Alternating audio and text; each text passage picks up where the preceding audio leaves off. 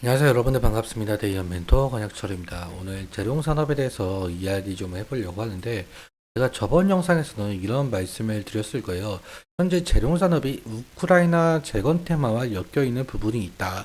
하지만 이 우크라이나 재건에 대해서는 시기상조로 보인다 라고 말씀을 드렸었죠. 그래서 주가적인 측면에 대해서 조심스럽게 접근을 해야 된다라는 말씀까지 드린 바가 있었는데 오늘도 이 우크라이나 재건 테마와 엮이면서 상승의 모습을 보여줬더라고요.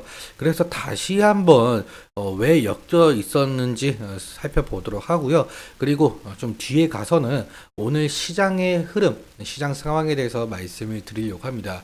내일 새벽, 그러니까 한국 시간 내일 새벽 1시에 이 파월이 연설이 예정이 되어 있어요. 그래서 오늘은 이러한 것들 말씀을 드린다라고 생각을 해주시면 될 것 같고요. 그리고 여러분들께서 꼭 이 재룡산업에 대해서 궁금하신 점이 있다면 댓글을 남겨주셔야 제가 그 댓글을 하나하나 읽어보면서 여러분들이 어떠한 것을 좀 궁금하고 계신지 그것을 제가 파악을 해서 영상을 제작을 할 수가 있거든요. 그렇기 때문에 꼭 댓글 남겨주시면 정말 감사할 것 같습니다.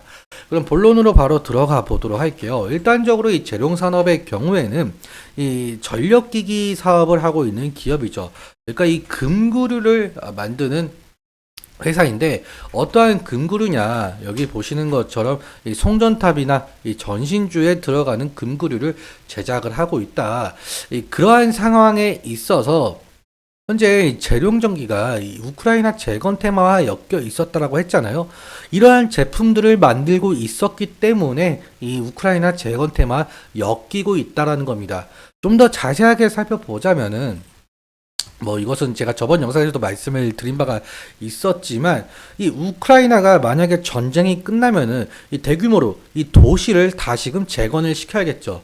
도시를 다시 재건을 시키려면 결국에는 필요할 수밖에 없는 거는 이 전력 인프라망이라는 겁니다.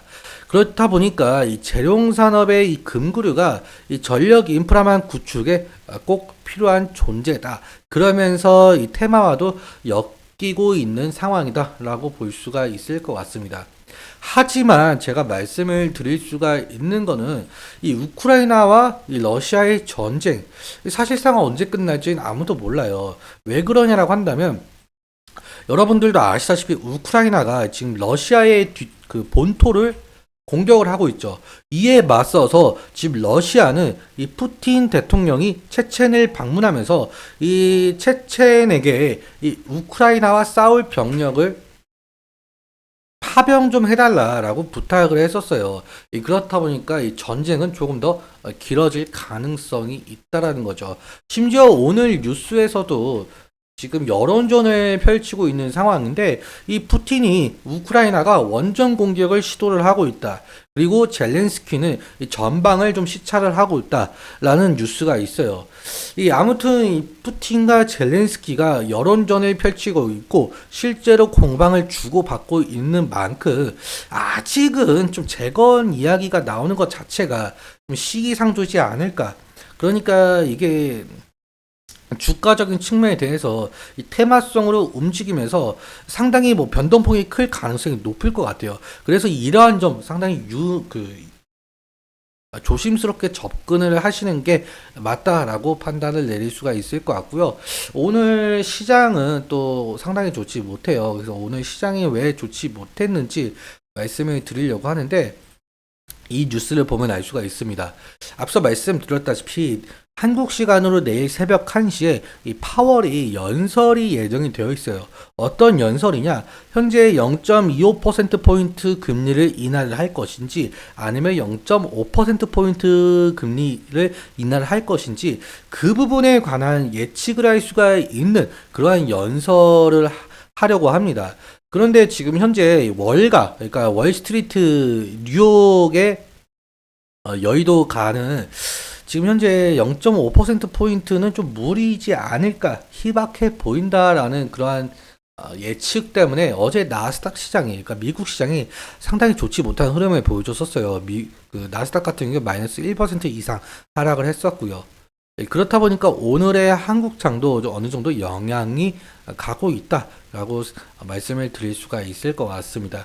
그러면 우리는 이 재룡산업에 대해서 어떻게 대응을 해야 될 것인지가 상당히 중요한 것으로 보이고 있는데, 그러면 그 기술적인 측면, 이 차트 보면서 말씀드려보도록 하겠습니다. 일단 오늘 윗꼬리가 상당히 길게 달리면서 지금 마감을 했는데, 이 코스피와 코스닥 시장부터 좀 살펴보도록 할게요. 코스피 같은 경우는 오늘도 윗꼬리가 달린 모습이고, 그리고 마이너스 0.67%까지 하락을 했었고요. 그리고 결국엔 종가는 마이너스 0.2%, 약보합으로 마감을 한 모습을 확인할 수가 있습니다. 일단적으로 코스피 차트도 여기 120일 이평선을 돌파해 주는지가 상당히 관건으로 보이고 있다라고 볼 수가 있겠죠. 코스닥 시장은 오늘 0.03% 약보합으로 마감을 했는데, 그렇지만 오늘 개파락이 나오면서 어느 정도 올라와 준 모습이라고 말씀을 드릴 수가 있을 것 같아요. 아무튼 이 파월 연설에 대한 이 혼조세 때문에 오늘 상당히 재롱산업도 영향이 갔었다라고 말씀드릴 수가 있을 것 같고요. 그럼 재룡산업은 도대체 어떻게 우리가 대응을 해야 될 것인가가 중요할 것 같은데, 일단 지지라인은 좀 잘 지켜주고 있는 모습이죠. 제가 저번 영상에서도 지지라인 여기 3일 이평선과 여기 이 가격 레인지라고 말씀을 드린 바가 있었는데, 오늘도 이 부분에서 아랫꼬리가 나와주면서 좀 잘 지켜주고 있는 모습을 확인할 수가 있습니다. 그리고 만약에 이 부분을 이탈하게 된다면 다음 지지라인 같은 경우 이 구간이 될 수가 있겠죠. 120일 이평선. 하지만 이 120일 이평선 구간을 이탈하게 된다면 다음 지지라인과의 이격도가 상당하다 보니까 리스크적인 관리는 필요할 수 있다라는 말씀 드린 적이 있었던 것 같습니다. 아무튼 재룡산업 상승할 가능성도 엿보이고 있는데, 그런데 지금 어제와 오늘 윗꼬리가 상당히 달렸잖아요. 그런데 윗꼬리가 달렸던 구간이 여기 이 60일 이평선 구간이에요. 그러니까 이 저항대 부근은 이 60일 이평선 구간이 될 수가 있겠죠. 그래서 강한 거래 대금을 통해서 여기 이 구간을 돌파를 해 준다라고 한다면 다시금 여기 구간까지는 올 수가 있을 가능성, 이러한 것을 좀 염두에 두시면 좋을 것 같습니다. 그럼 수급적인 측면 잠깐 보도록 할게요. 수급은 어떻게 진행이 되고 있었는지. 오늘 개인이 33,000주가 매도가 되었고 외국인은 35,000주가 매수가 되었네요. 그러니까 오늘의 하락은 개인이 좀 견인했다라고 볼 수가 있겠죠. 아무튼 오늘 여기까지 말씀을 드리면서, 제가 앞서 말씀드렸다시피 여러분들께서 이 재룡산업에 대해서 이 궁금하신 점을 좀 적어 주셔야 제가 그것을 토대로 말씀을 드릴 수가 있다는 점 생각을 해주시면 정말 감사할 것 같습니다. 오늘 여기까지 말씀드리면서, 오늘 말씀드렸던 내용들과 차트적인 부분들은 제 개인적인 견해가 있기 때문에 여러분들의 주관적인 견해와 함께 투자를 현명한 선택하셨으면 좋겠습니다. 오늘도 시청해주셔서 감사하고, 지금까지 대의원 멘토 권혁철이었습니다. 감사합니다.